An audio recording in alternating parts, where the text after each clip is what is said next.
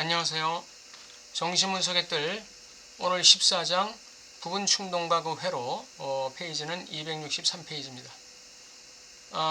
첫 부분에 그 헤라크레이토스가 BC 48년에 얘기했다고 하는 그 헬라어가 있죠. 토토조, 호노마, 비오스, 에르곤, 데사나토스. 뒤에 그 해석이 나옵니다. 저는 개간 정신분석에서 에드워드 글로버 선생의 논문 프로이드주의자인가 신프로이드주의자인가를 읽었습니다. 그것은 전적으로 알렉산더 선생의 이론적 구성을 반박하기 위해 쓰인 논문이었지요.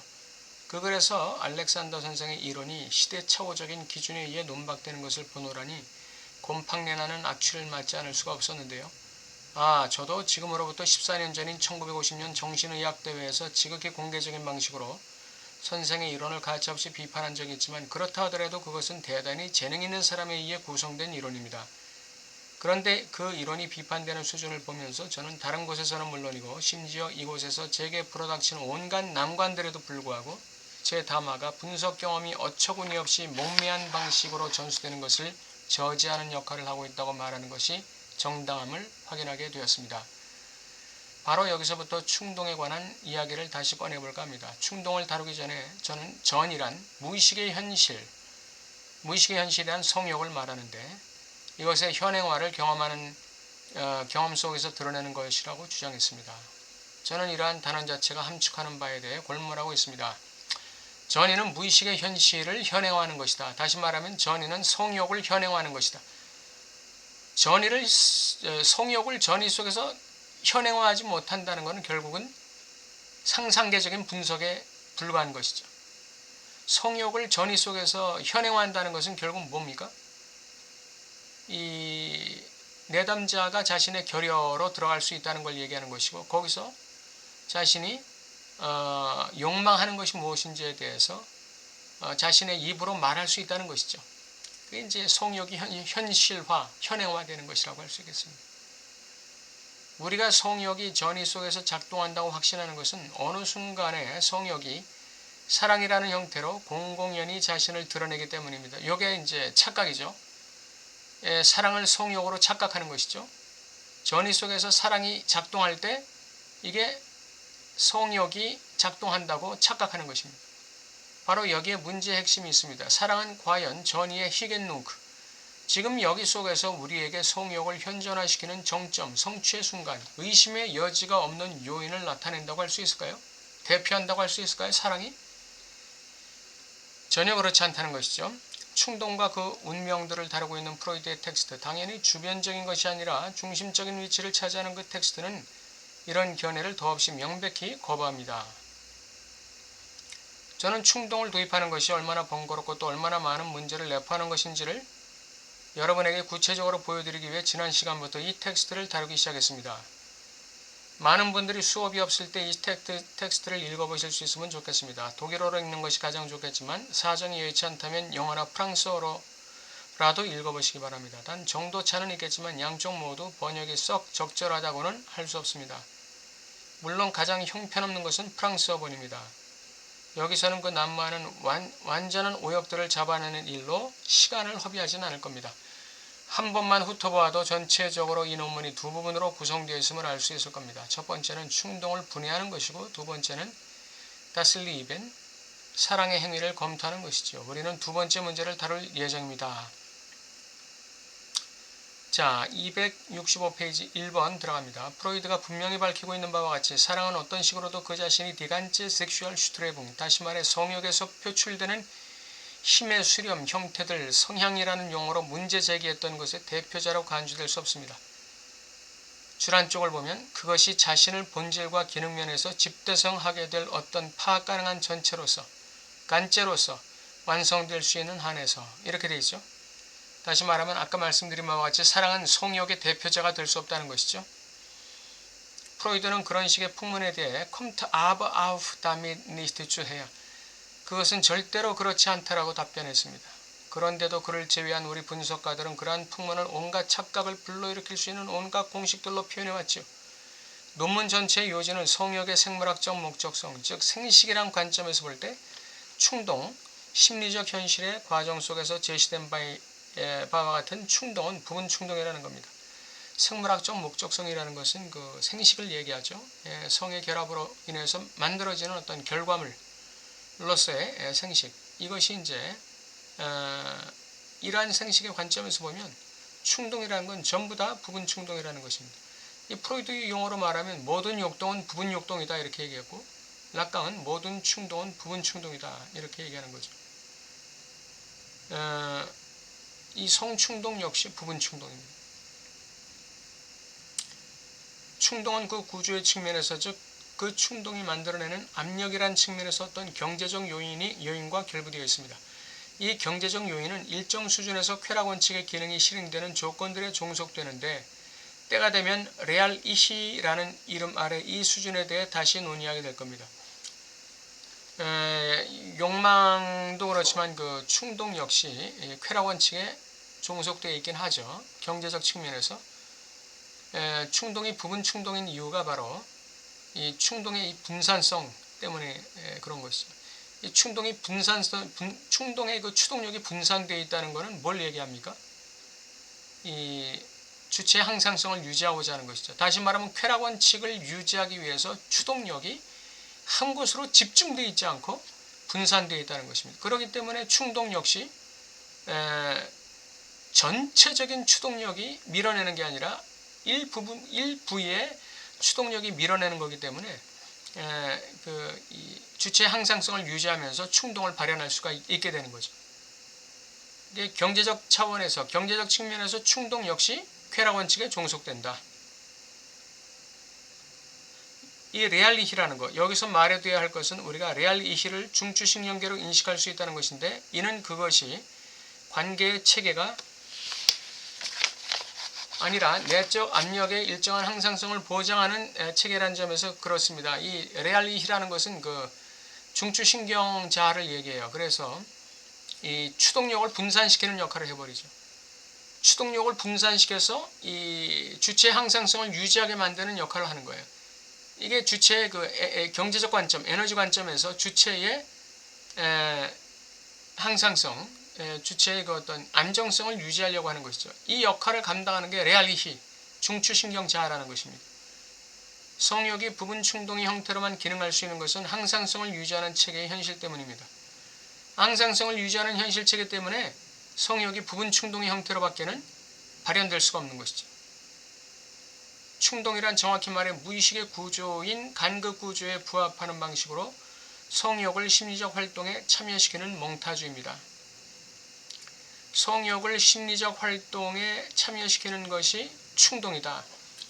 그러니까 성욕은 충동으로만 발동되는 것이죠. 충동이 일어나지 않으면 성욕이 발동될 수가 없다 이렇게 말할 수 있습니다. 욕망에도 성욕, 섹슈얼리티가 발동되죠. 그러니까 욕망이나 충동이 없이는 섹슈얼리티는 발동될 수 없다 이렇게 볼 수 있습니다. 분석 경험의 양쪽 끝을 살펴보도록 합시다. 최초로 억압된 것은 하나의 신입향입니다. 그리고 그 억압된 신입향 위에 축조되어 증상을 구성해내는 것을 우리는 언제나 신입향들의 더미, 비계로 간주할 수 있죠. 증상을 구성해내는 것이 바로 신입향 더미다 그랬어요. 신입향 더미. 억압된 것과 증상은 동질적인 것이며 신입향들의 기능으로 환원될 수 있습니다. 억압된 건 신입향이기 때문에 이것이 증상으로 나타날 때 그 증상을 해석하게 되면 우리는 그 증상을 통해서 신입향으로 증상을 환원시킬 수가 있는 것이죠. 마치 수증기로 변했던 물을 식히면 다시 물이 되는 것과 같은 거예요. 물이 끓는다는 것은 그 물에서 증상이 나오는 거예요. 그래서 수증기가 바로 증상이 되는 것이죠. 그 수증기를 모아서 식히면 물이 되는 거예요. 다시 신입향으로 화하는 것이죠. 이들의 구조가 아무리 다른 모든 축조물처럼 순차적으로 구축되었다 해도 어쨌든 그것은 결국엔 공시적인 관계 속에 기입될 수 있습니다. 공시적인 관계라는 것은 신입향의 더미를 우리가 신입향의 더미에서 나오는 증상을 해석하게 될 때 그 신입향, 단 하나의 신입향을 해석하는 것이 아니라 그 신입향 더미를 해석하게 되는 것이죠. 신입향 비계, 신입향 더미, 구축된 신입피양을 해석하게 되는 거예요. 이게 증상 해석의 묘미죠. 증상은 하나의 신입피양을 해석하는 게 아닙니다. 신입피양의 더미를 해석하는 것이죠. 그 신입피양의 더미에는 역사성이 있는 것입니다. 시간성이 있는 것이죠. 왜? 신입피양들이 중첩되고 중첩되어서 더미, 비계를 이루고 하나의 건축물을 이루고 있기 때문에 그 증상을 해석한다는 것은 신입피양의 역사를 해석한다는 것과 같습니다. 신입피양의 역사를 해석한다. 신입피양에는 역사성이 있는 것이죠. 해석에도 역사성이 있는 것이죠.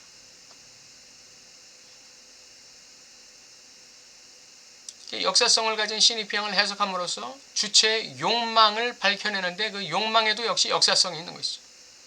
욕망의 역사성, 신입피양의 역사성, 해석의 역사성, 이게 다 공시적인 관계 속에서 기입되는 것입니다.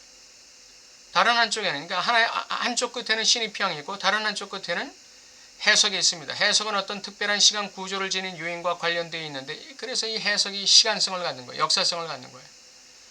저는 그 시간 구조를 환유에 의해 정의해버리려 했습니다.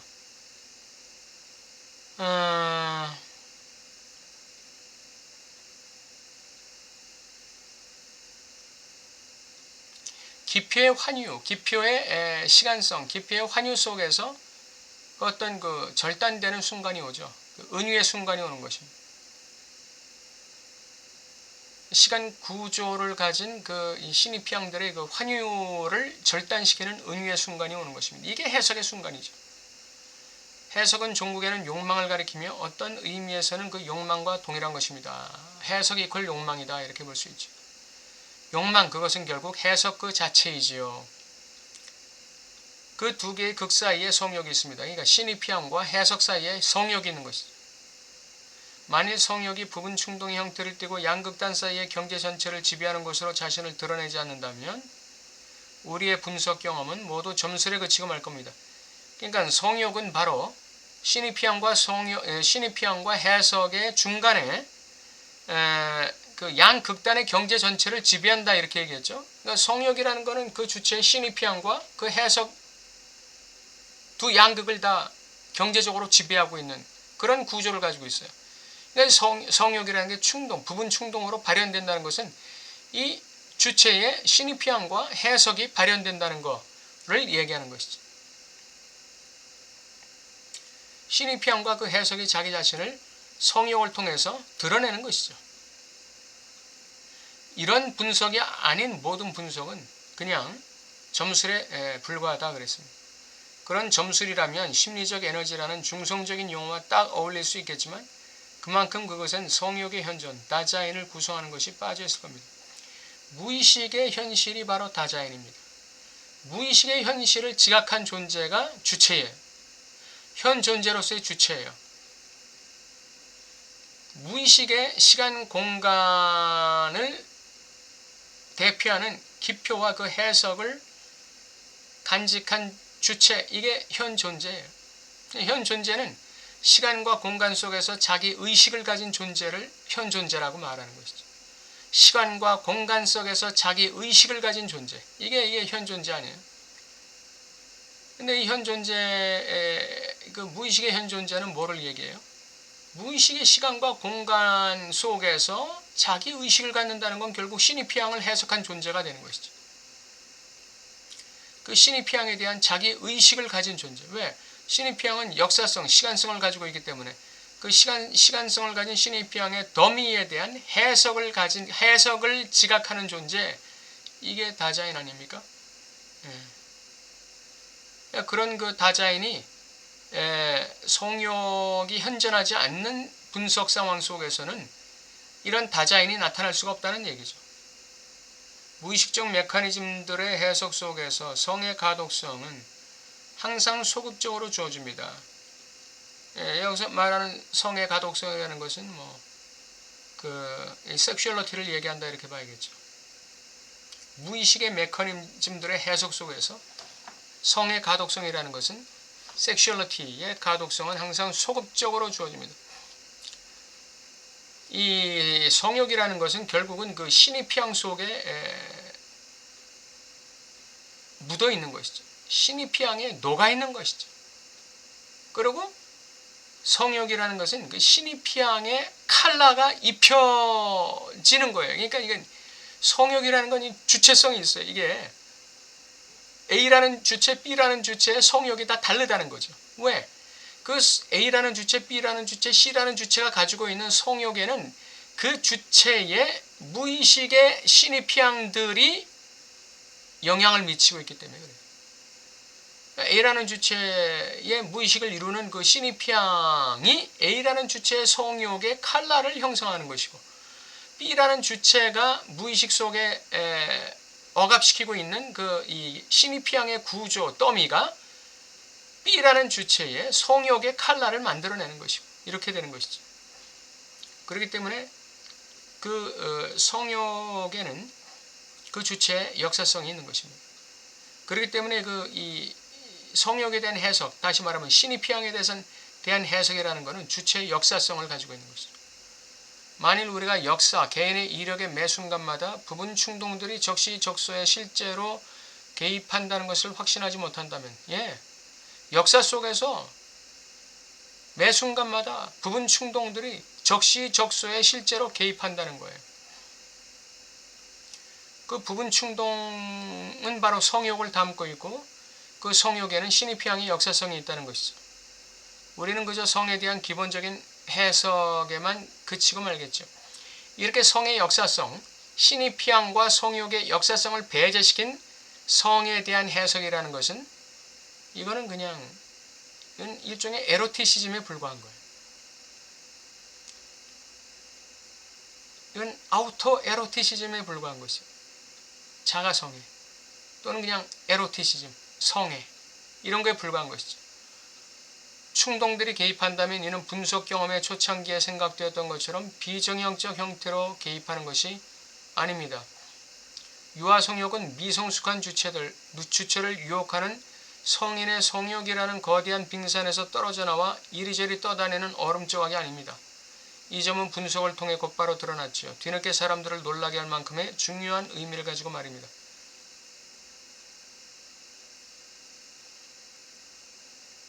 충동들이라는 것, 유아성욕으로서의 충동, 이거는 이 성인의 성욕의 어떤 조각이 아니라는 거예요. 유아성욕도 하나의 독립된 이 충동이라는 것이고, 성인의 성욕도 하나의 독립된 충동으로 발동된다는 것이죠.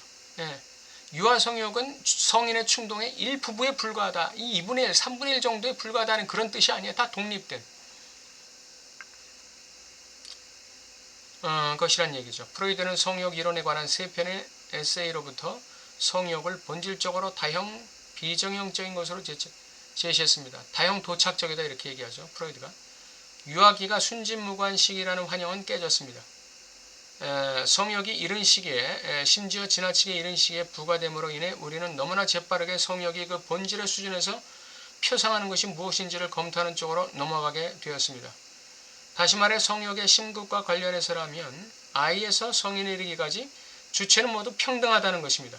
주체는 성욕 중에서 주체 구성의 망, 즉 신이 피양의 망으로 걸러지는 부분에만 관여한다는 것이죠. 이게 중요한 것이죠.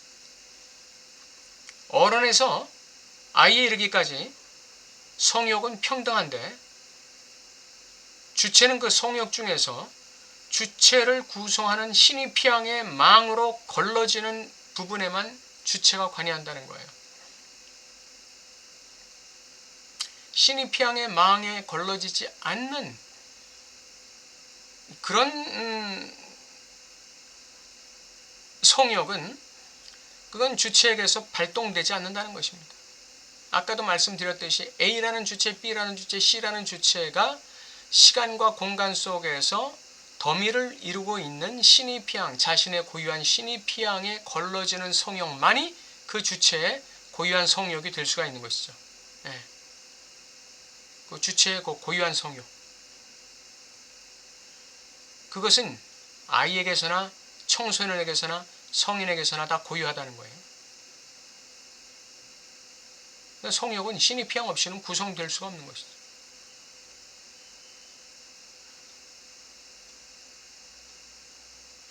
성욕은 충동, 성욕의 생물학적 한목적성이란 관점에서 에서는 부분적이라 할 충동의 작용을 통해서만 실현된다는 것입니다. 성욕은 충동의 작용을 통해서만 실현된다. 성욕이 욕망의 변증법에 통합되는 것은 육체 속에서 장치라 불릴 만한 것이 작용함으로써입니다. 성욕이 욕망의 변증법에 통합되는 것은 육체 속에서 장치, 보정기라 불릴 만한 것이 작용함으로써입니다. 여기서 아파레이는 육체들을 짝짓게 할 수 있는 것이 아니라 성욕에 관련해 육체를 두르는 어떤 것을 말합니다. 성욕에 관련해서 육체를 두르는, 육체를 보정하는 어떤 것을 말합니다. 제가 볼 때는 이것은 신의 피향을 얘기하는 게 아닌가 그런 생각을 합니다.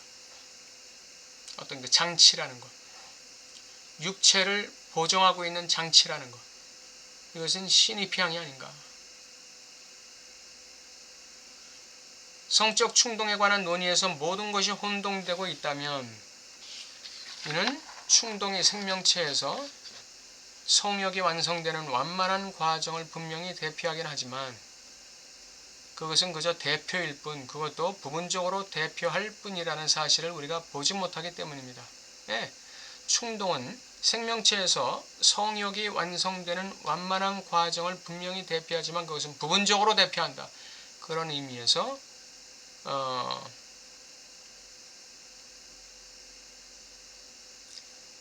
그 다음 문장 읽겠습니다. 성욕의 최종 종착지가 죽음이라는 것은 놀라운 일이 아닐 텐데 생명체에게 성의 현존은 죽음과 관련되어 있기 때문이죠.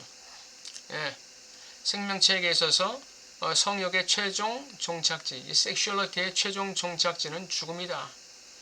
인간은 태어나면서부터 이 생명 본능, 인간이 가지고 있는 이 생명 충동, 이것은 결국 지향하는 지점이 죽음이라는 것이죠. 성의 현존 역시 죽음과 관련되어 있다. 성의 현존, 섹스, 성 역시 죽음을 지향하는 것이죠. 저는 오늘 칠판에 헤라크레이토스의 단상 하나를 적어놓았습니다. 이 구절은 소크라테스 이전부터 단편적으로 남아있던 것들을 집대성한 딜스의 기념비적 저서에 수록되어 있는 것입니다. 그는 이렇게 말하고 있습니다. 비오스, 활의 이름은 생명, 비오스이다. 이런 강세가 첫 음절에 있지요. 이니 그것의 작품은 바로 죽음이다. 생명의 작품이 죽음이라는 거예요. 생명이 만들어내는 작품이 죽음이라는 것이죠. 이는 헤라크레이토스가 주는 지혜로운 교훈입니다. 이 교훈은 굽이굽이 돌아가는 과학적 연구보다 먼저 그리고 곧장 문제의 핵심에 도달했다고 말할 수 있을 겁니다. 충동이 처음부터 자신의 존재 전체 속에 내포하고 있는 것, 그것은 바로 활의 변증법이며 궁술의 변증법이라 할 수 있습니다. 바로 이를 통해 우리는 심리적 경제 속에서 충동의 자리를 자리매김할 수 있죠. 충동이 결국은 이 활이라는 것은 이제 쏘았는데 이 관역에 닿지 않고 다시 돌아오는 활이에요. 이 궁술의 변증법이란 것도 마찬가지. 관역에 닿지 않고 관역을 우회해서 돌아오는 것, 자기를 맞추는 것이죠. 수동, 아니 재규적으로 자기에게로 돌아오는 활을 얘기하는 것입니다. 자기에게로 돌아와서 자기를 쏘아 맞추는 거예요. 그러니까 죽음이죠. 충동의 목적, 충동의 목표는 뭐라고 그랬습니까? 충동의 목표는 대상 주위를 돌아서 자기의 결여로 들어가는 거예요. 자기의 죽음으로 들어가는 것이죠. 그래서 이 충동의 그 원한 구조를 활의 변증법, 궁술의 변증법으로 비유했다 이렇게 말할 수 있습니다. 오늘은 여기까지 하겠습니다.